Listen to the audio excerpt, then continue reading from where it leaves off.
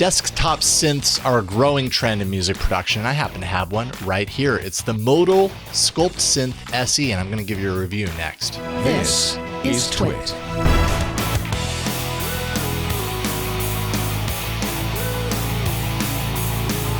Hello, everyone, and welcome to Hands on Tech. I'm Jason Howell. So, inexpensive portable synths.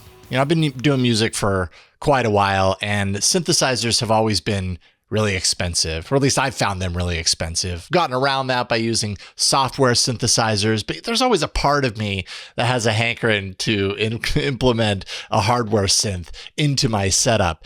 And right now, there's actually a pretty cool trend of desktop, lightweight, kind of portable synthesizers. And you can find these often in the $200 to $400 range, and they sound good, and they offer a whole lot of sound shaping capabilities, hardware, tactile controls of the sound shaping, all that kind of stuff.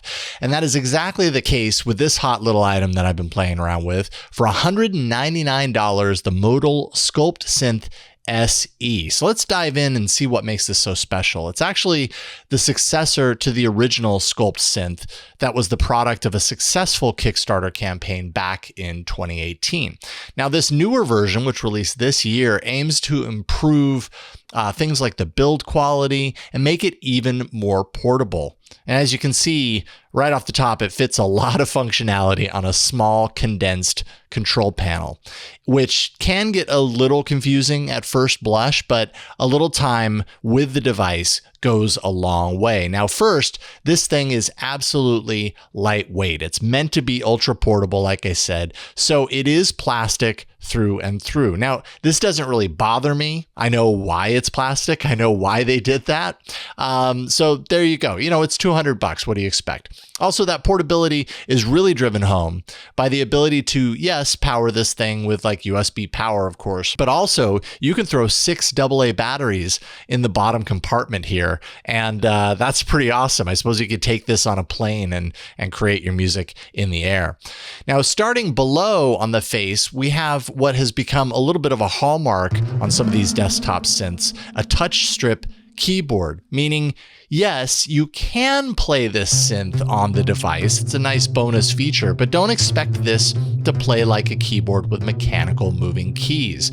It's more like playing a synth on a touch screen, not necessarily my favorite way to play a synth, but at the same time, it's better than nothing. That those keys could, not be there at all. So it's nice to have a little bit of control included.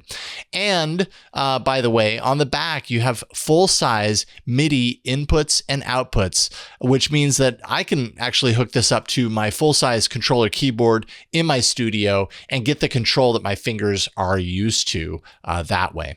Now, those keys on the face of the device also act as controls for things like the onboard sequencer, and there's LED readouts on each key that act as a visual readout for other settings that you make and change up above.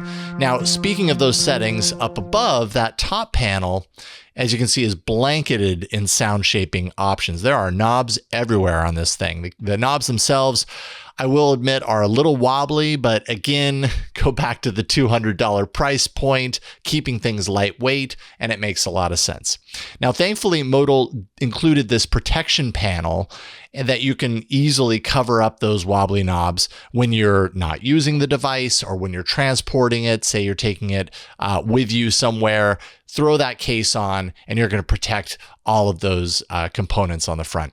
Now, as for the capabilities of all these knobs, it is absolutely nice to have tactile control over the sound crafting features of the device. The layout can be a little confusing, but each knob, as you can see on the little map here, has a primary function that's labeled in white, and then a secondary function that's labeled in orange. That secondary function is activated by pressing the shift button, and you see the mode of the device kind of changes. And so that secondary function will be active when I hit anything on the face of it. But the SKULPTsynth SE really sings once you connect it to the Modal app on any number of different devices via USB. I actually loaded up the Mac OS app, but there's one for iOS, Android, Windows, and there's even VST3 and audio units plugins for operating this and controlling it from inside of your DAW. The layout of the app itself for preset recall is far superior to what you get on the device itself. So I definitely highly recommend checking it out. And sound crafting is made much more comprehensive and sensible.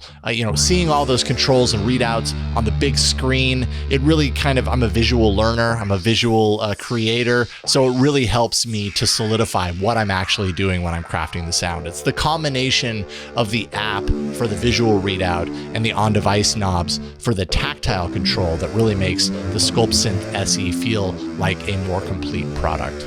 As for the sounds, that's super important. And this little monster produces some pretty massive sound and some awesome variety. This is a 4-voice virtual analog synth. It features 32 oscillators. There's an arpeggiator on board, a 256-note sequencer, and 3 independent envelope generators, meaning patch creation can go a million different directions if you have the patience and the knowledge to kind of take it there. But there are a number of included sound patches as well, both on device and then syncable from the Modal app that in this case is running on my MacBook Pro. Now there are a lot of sounds in there, lots of dance-happy stabs, bass sounds, really great kind of punchy bass sounds to be found, but I'm a real sucker for a good pad. And I found some pretty spectacular ones in here. I'm super fond of the 5th VHS pad for its silky, synthy goodness, which I could honestly play with this one for hours. And that's why I threw it into the toolbox section inside the app for quick access. You can throw anything that you like down there for a quick recall later. Look, there are plenty of software synths out there that can easily run you $200, if not more. And in this case, you get some top quality sounds, some really unique sound crafting capabilities, and a piece of hardware to boot. It's kind of nice to be able to throw some hardware into your studio from time to time. So the SKULPTsynth SE, I found it to just be a fun, inexpensive desktop synth and pretty dynamic as well. I'm happy it exists and I'm happy to recommend it. I'm Jason Howell. I do reviews for Hands on Tech a lot. And, I'm also reviewing Android devices and other things on shows like All About Android and Tech News Weekly at TWiT.tv. No ads, just the content. That's what you get when you join Club TWiT. You even get extras like TWiT Plus, our new bonus feed just for members, and exclusive access to the Club TWiT Discord community. Join now for just $7 a month and support TWiT as we continue to create top-notch podcasts you expect and deserve. We're just getting started, so be one of the first to join as we build Club TWiT from the ground up. You could be an early member. Go to twit.tv/clubtwit to learn more and sign up now. Thanks. Keep up with all the hottest tech news and gadgets. Visit twit.tv. There you'll be able to find and subscribe to all our tech shows. Thanks for watching Hands on Tech.